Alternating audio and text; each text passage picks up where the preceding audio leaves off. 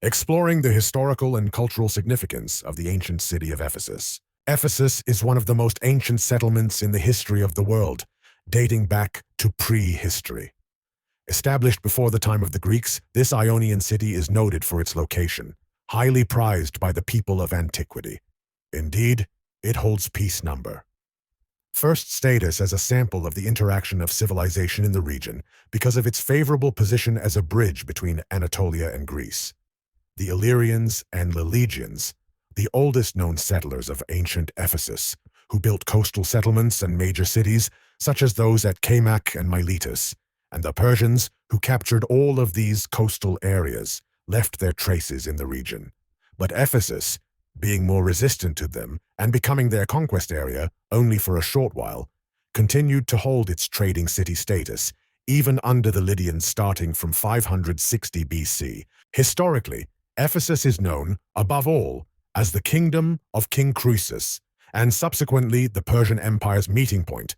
The city's trade and religious contacts with the 12 Ionian cities, its Cyzicus and Bithynia colonies during the Archaic period, as well as its trade with Miletus in antiquity. Furthermore, in terms of belief and culture, it is noteworthy that the goddess of Artemis Diana, the Roman goddess of fertility, life, and birth, one of the most important basic ethical values of civilization and human societies, was worshipped in a rapidly developing modern life center in the classical Hellenistic period in the strategically important trading areas of the Greeks. It should also be noted that the Temple of Artemis towers over today's area of Selçuk, the significant remaining monumental port of the time, the first temple where the goddess figures were kept, and a pedestrian street with its imposing buildings feature architectural examples reflecting the glory and aura of the city of the time, and Ephesus itself. Though it would become famed as a city of the Roman Empire, Ephesus actually originated in the time of ancient Greek civilization and was founded in the 10th century BC. It was settled by Ionians and grew from a rural village to a major urban center due to a number of geographical advantages, particularly its position near the coast of the Aegean Sea. Its earliest local culture was distinctive in comparison to the Aeolian and Dorian cultures that surrounded it. But that does not mean that Ephesus was isolated. The city was structurally influenced by colonists, merchants, and settlers, as well as its neighbors, who also helmed the first organized attacks on Ephesus when they felt that the city was growing too strong. In later centuries, the Lydians of Western Asia Minor and the Persians incorporated the city into their own realm, their influence seeping through to shape Ephesian governance. The political landscape of Ionia consisted mostly of oligarchic states of the time, with wealth and commerce shaping the ruling classes. The city of Ephesus existed as a true democracy. However, depending on the size of the population, a large percentage of the people were engaged in its administration. Archaeological evidence suggests that Ephesus emerged as a center for pottery production in the 7th century BC, and high-quality Ionian ware indicates that the city's culture and income were of a high order. In the 6th century BC, Ephesus began to rise in magnificence and power, and that is the Ephesus we mostly see today. It also gained fame through its schools of philosophy and medicine, its trade, and its renowned Temple of Artemis. The city of Ephesus was situated in what is now modern-day Turkey. Like the rest of the region, it was home to a vast array of people who left behind a complicated tapestry of culture and history. This section will introduce the city and unpack its ancient origins. Ephesus was established by Ionian Greeks on the western coast of Asia Minor around 1050 BC as a western colony of the city of Smyrna. As with most ancient cities, Ephesus has its foundation myth. The city was supposedly established by Androclos, the son of King Codrus of Athens, who relocated to Ephesus after being warned by an oracle. He was to found a colony in the region where he was to find fish and swine living harmoniously. En route to the site that would become Ephesus, Androclos stumbled across a wild boar and a fish that cohabited in perfect harmony on the banks of the Cayster River. Ephesus was not just a Greek city in the technical sense. It was distinct from the natives in terms of language, culture, politics, art, architecture, and general day-to-day life. The people of Ephesus spoke a family of languages that were derived from the Indo-European language families. In this case, the dialect spoken was Ionian Greek. The government institutions existed in the context of the Hellenic polis. Polis life dominated almost every aspect of life in the Hellenic period. The government, the religious life, the societal norms, and the patron gods were important in distinguishing one polis from another. Ephesus related to other neighbors through official representatives. The Ephesians collectively participated in initiatives with other polis, with leagues of polis, in defense and in war against non-dipolis for the protection of religious and economic matters. The Ephesians repeated their obligation to the Greeks, and then to each ally, not to dig another one for the return. With the exception of Lysimachus in 301 BC against the attack of Antigonus I, no alliances were noted. However, that speaks only from incomplete information, not from absence. The various temples and the traditions they housed presented a diverse range of gods who were venerated in the city.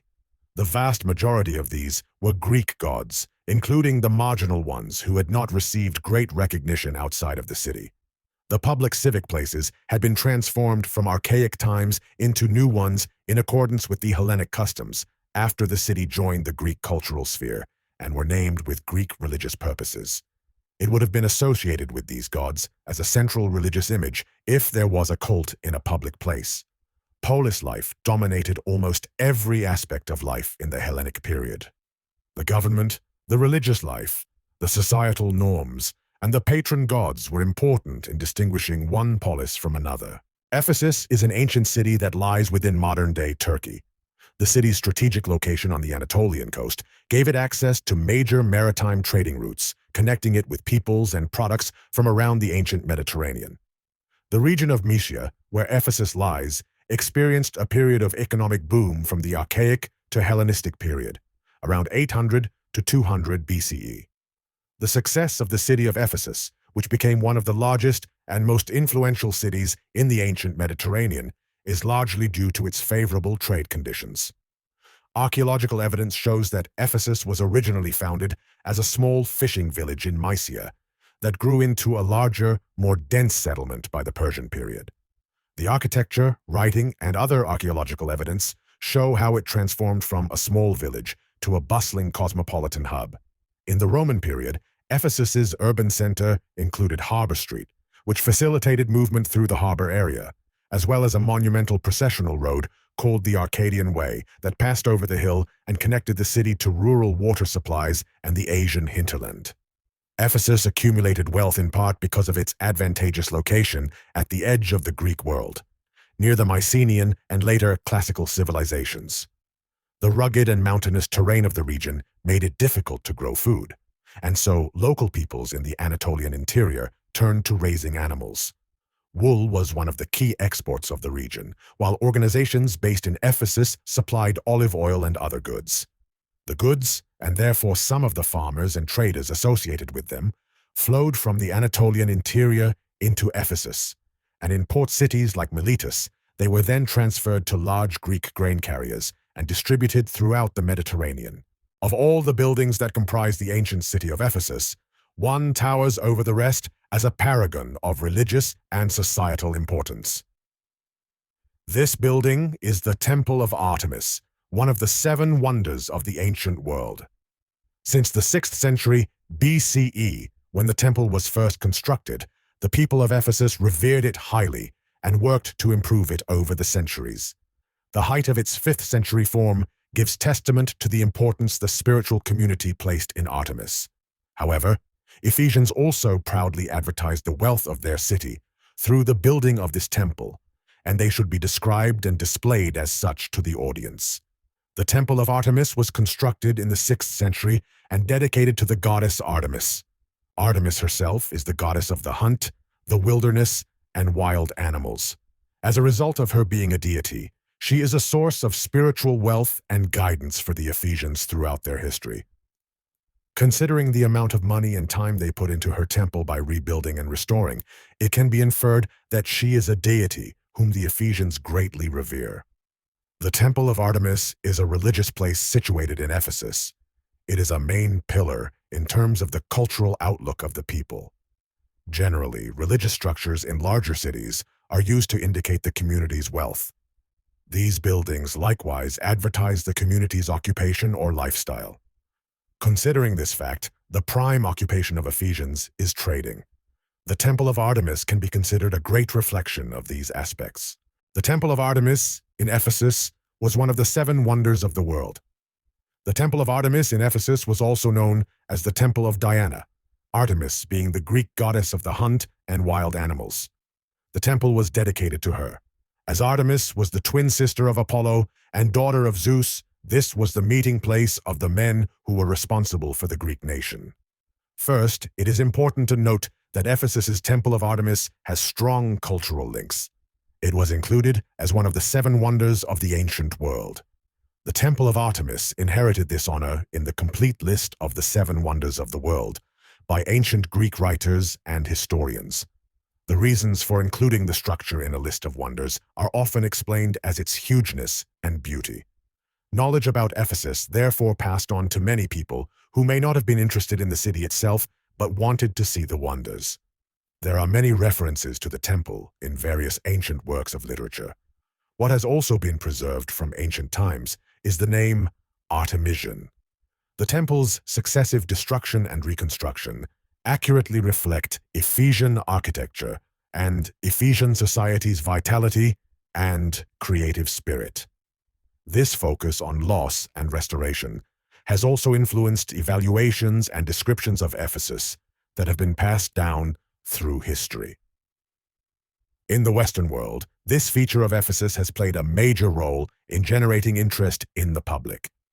Examples of this attribute are still very revered, and they are today the primary constituents of global cultural heritage. As one of the major Ionian cities of the Aegean world, ancient Ephesus was home to a number of remarkable monumental structures that, together, illustrate the rich and diverse history of the city. Some of the most significant landmarks of Ephesus that are still visible today include the Library of Celsus, the Great Theatre, the terrace houses, Pollio Fountain, and the stadium. The most iconic structure at Ephesus, and probably the most photographed, is the Library of Celsus. Not an actual library, but rather a tomb.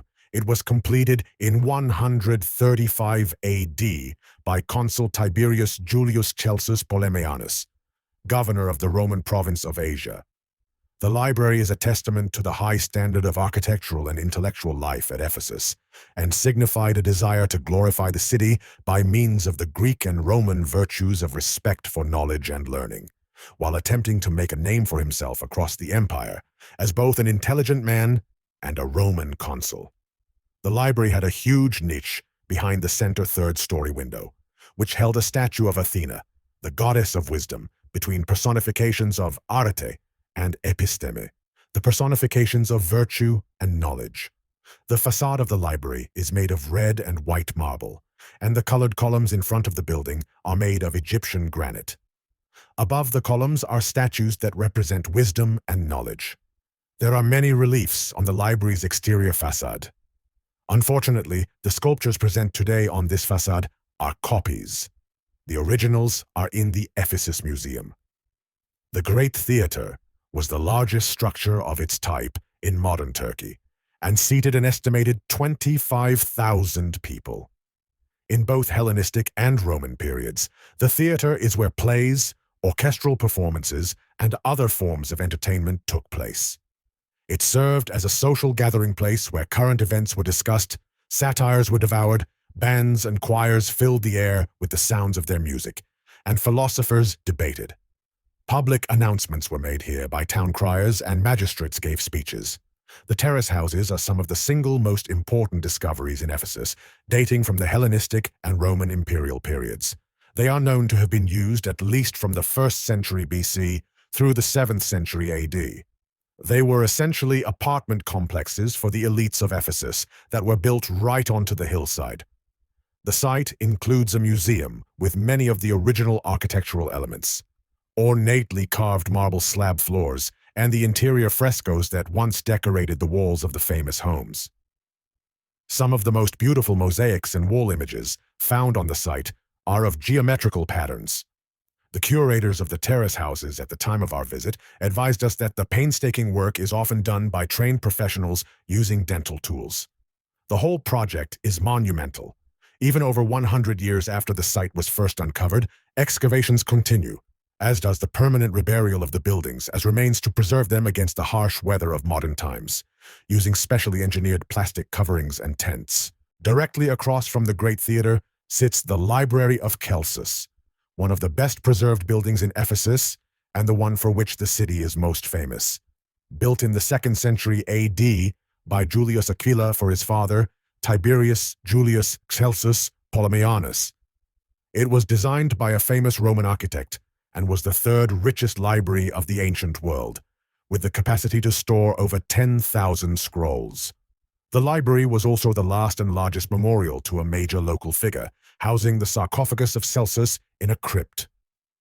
Celsus was a Roman senator, governor of the province of Asia, and a patron of the shrine of Artemis. Wealthy and well-traveled, he likely collected the scrolls that his son later housed in the library himself. Constructed of marble in the Roman high imperial style, the library shown here is the result of several years of restoration work using original materials, including the precise recarving of the statues on the 2nd story into the original forms. The stark deterioration of the ruins with the replacement of the civilization responsible for the monuments has been a feature of the site from the years following its abandonment up to the present. The original building was very similar to what is seen today, with a broad, elaborate 2-story facade intermingled with columns and statues. Recessed cupboards, with the same vaulting now standing in the niches, were set between the lower-level columns, and the attic that rang the roof of the ground floor concealed the low-pitched, barrel-vaulted storage room. The 2 columns between each pair of statues in the lower intercolumns, which are completely white, set off the warm buff color of the multicolored architecture marvelously. Sometime after the construction of the library, a covered walkway was built on top of the Baroque stage building, which reached the top of the library behind the rotunda that distributed the walkway's stairs. In 262 AD, the library was sacked, the sanctuary burned, and the city sacked and devastated. The library was then used as a cistern, and part of it silted up. Major monumental structures, such as the Great Theater, were used as showcases for the cultural life and the self-portrait of a city. This aesthetic culture of grandeur was, in fact, a commentary on the city and its inhabitants, the successful outcome of which clings to this very day. The theater, a further illustrious expression of the importance of Ephesus and its developing program of spectacular constructions, was one of the initial ambitious architectural programs conceived for the wealthy capital of the rich Asian province. Constructed on the lower slopes of Mount Coressos, the Great Theater dominates the city and the harbor. Munificently remodeled by Lydian king Hieron in 333 BC, the first brick phase of the theater saw the construction of an auditorium consisting of 24 semicircles with 40 seats each. Constructed to provide all citizens with a contemporary acoustic environment, it was said to accommodate 24,000 seated spectators. Replacing the Hellenistic theater facade and its stepped entrance to the auditorium on the natural hillside, the grand stage building was rebuilt to extend in front of the old theater foundation. Completed during the Augustan Restoration, the 12 well-carved and sculptured statues and columns in the podium facade were 60 feet high. The beginning and end of a vaulted water channel through the upper cavea seats bear Greek inscriptions mentioning the people of Artemision II and the people of Ephesus, and is accompanied by decorations of griffin heads built from that level up to serve as fountain pipes at the southeast entrance. Today, the crater is displayed when entering from Curetes Street. Following Ottoman rule, and to this day, the Fortuna ruined structure can be seen where the entrance of the fountain had been. The only fountain in Ephesus from which one could draw water, even up to the reign of Constantine the Great. A wall plaque of that period proclaims the addition of hot water spas to this fountain. The theater stands on a slope of Mount Coressos with high walls on all sides of the auditorium. Its design is the method frequently used for the seating of the auditorium, so as to accommodate more than 50,000 people. The bodily expressions, and a view of the numerous steps in profiles. The terrace houses are dwellings for the rich and distinguished residents of Ephesus. Today, their walls have been connected to form a sheltering roof, which allows for weakness-free lighting. The rich mosaics and frescoes are covered with bulletproof glass panels to protect them. Each house has a unique entrance, and the plan usually consists of a central hall surrounded on all four sides by interconnected rooms, providing privacy and ensuring daily living routines remain hidden inside. The terrace houses give valuable insights into the lifestyle of the wealthy Ephesians and the practices of the social elite. The frescoes depict detailed mythological and historical scenes, as well as the attributes of the beings they represent. These homes document the development of Hellenistic and early Roman domestic architecture. Ephesian terrace houses have undergone several phases of modifications during the early Roman period, due to the incorporation of different influences from the imperial courts. The increasing size of the estates required architectural solutions for efficient resource use and better food storage management. In the third phase, after the earthquake of 270 AD, the end of the hearthroom as the center of the household is indicated by the architectural format of the buildings. During the post-antique period, larger windows and door openings indicated that there had been conversion operations. During the last period, the upper layers of the buildings were dismantled, and the buildings went out of use. The terrace houses were not looted after the abandonment and displayed a typical historical development in their layout. The terrace houses city block is a rare, almost intact example of urban architecture. They are sometimes seen as houses of exceptional peristyles, and the idea was supported by the remaining architectural elements and revetments. This opinion might be supported by the graffiti drawings, indicating the owner's high opinion about their houses, possibly residential units for the future afterlife. These buildings are regarded both as unique evidence for the development of domestic paintings, which stand on the borderline of Hellenistic and Roman luxury, and as the settlement of wealthy persons in Ephesus. The Roman period, 133 BC to AD 263. Ephesus was one of the most important cities of the Roman Empire during the long period of Roman rule. Initiated by decree in 133 BC, during the reign of Roman consul Attalus III Philometor Euergetes, the people of Ephesus accepted Roman rule. A municipal constitution was awarded to the city in 88 BC, and Ephesus became the official capital of the First Augustium of Asia, 27 BC to AD 297. The Roman Senate recognized the city as the central hub of commerce, with the addition of a proconsul to oversee the augmented population and a superior court. In part because of its situation and geographic location, the city of Ephesus was particularly lucrative, being a trade center between the east and the west. Ephesus was the major access point to the region's fertile interior, the basin of the river Menderes.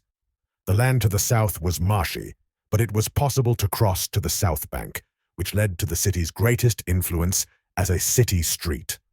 Following the incorporation of the mill city less than a century later, the city's prosperity solidified, and plans for larger harbors near the coast were abandoned. The economic swell contributed to Ephesus's stunning growth in the first 4 centuries AD. Over the following 7 centuries, the city exploded with an estimated resident population of 250,000 to 500,000 people by AD 50.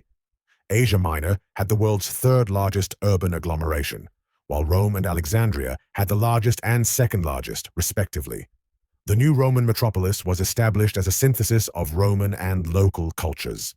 The 2nd century yielded 5 milestones, as Ionia Epheb, including elected members of the city council, marked the most illustrious new Ephesian titles by being elected to the Ephesia Curia. In addition, while the honor was lifeless for centuries, its status as a popular Roman aristocrat suburb attracted politicians. Both the Roman governor and the legate represented Ephesus at the Roman Colonnade, a seat to which he was elected as a Roman governor at the Cyzicus-Nicene Synod to discuss provincial affairs with Rome and the Senate. Only other cities besides Ephesus had a Roman-style city council. One of the central themes of Ephesus's history is its relationship with early Christianity. Ephesus's prominent location in biblical texts and highly significant place within the New Testament has been its most prominent attraction for Christian pilgrims. It is reported that he settled in Ephesus shortly after St. Paul's first visit to the city and remained there for 2 years. Throughout its early history, Ephesus appears to have been a major center of early Christian communities and was increasingly associated with St. John the Evangelist, who, according to tradition, settled in Ephesus at the foot of the hill and lived in the city during his final years.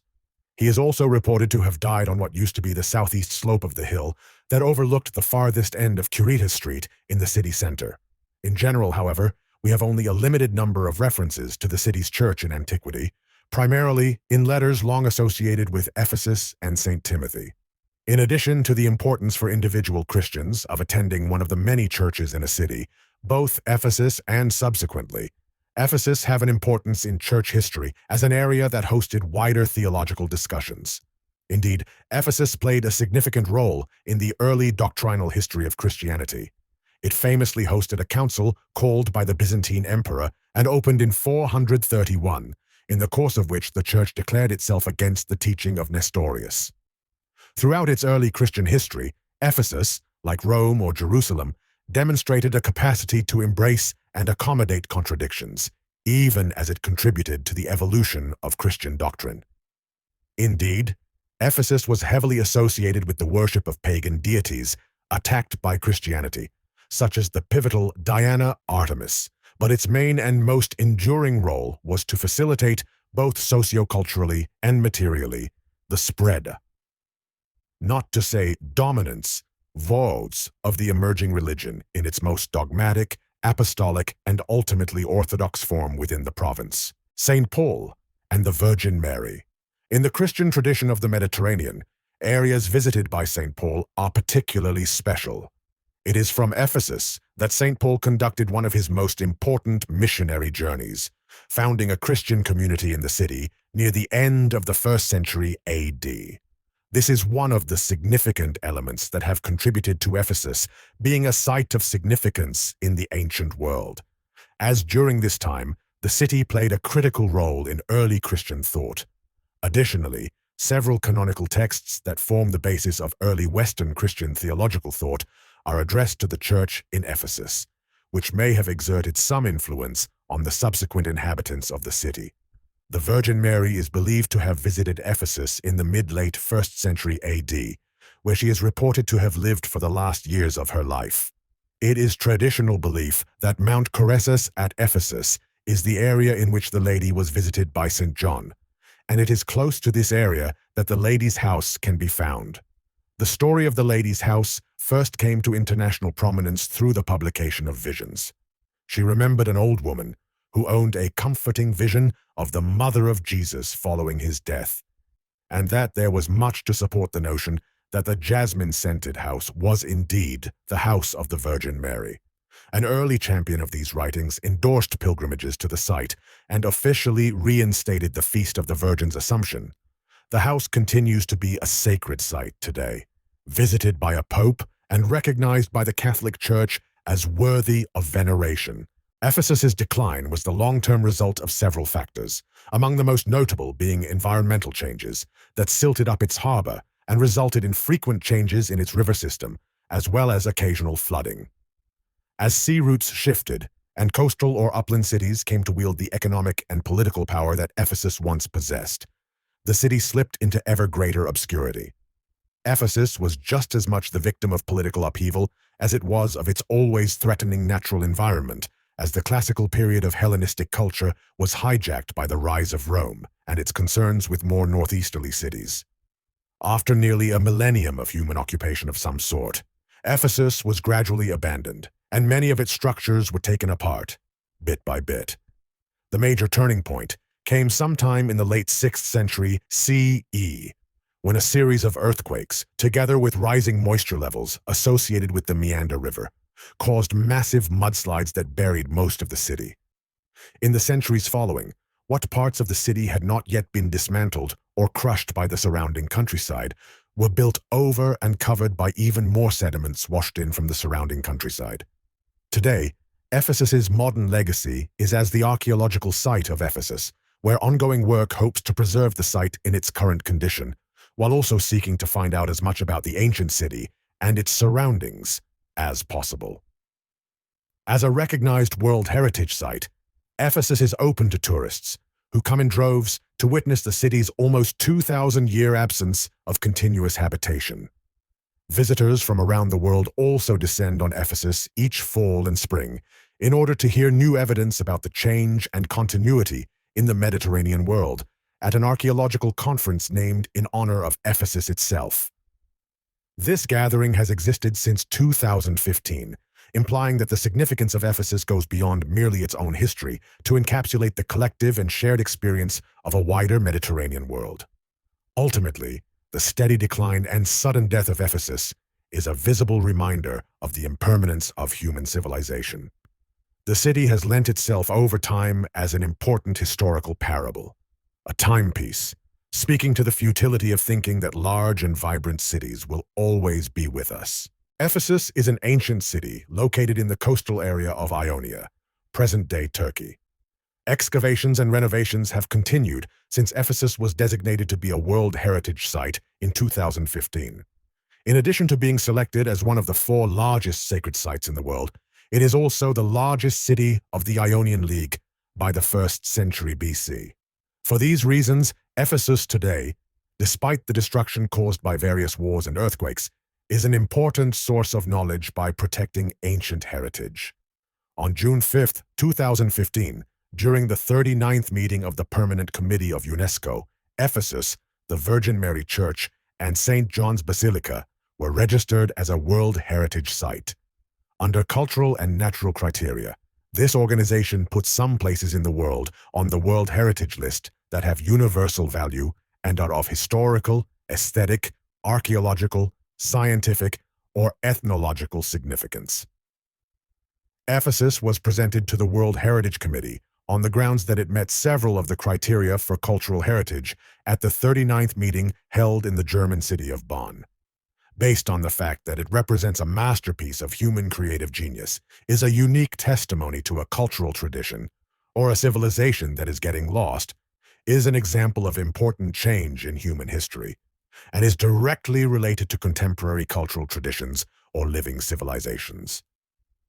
During the 2-year evaluation process, Ephesus's universal value was examined, and the preparations of the ministry, the Izmir Development Agency, and the relevant local organizations to protect the site were examined. As of September 2015, the site is open to visitors again. In 2019, the site is currently managed by local organizations, and in the field studies to be conducted by many international scientists. The priority is the construction of the underground hangars, the train line that will be designed by the agency, and the protection works of the other structures. The complete preparation of the Restoration Master Plan project, which is aimed to be completed in 2020, made this year very valuable for experts. In addition, a 3-year plan was prepared by the General Directorate,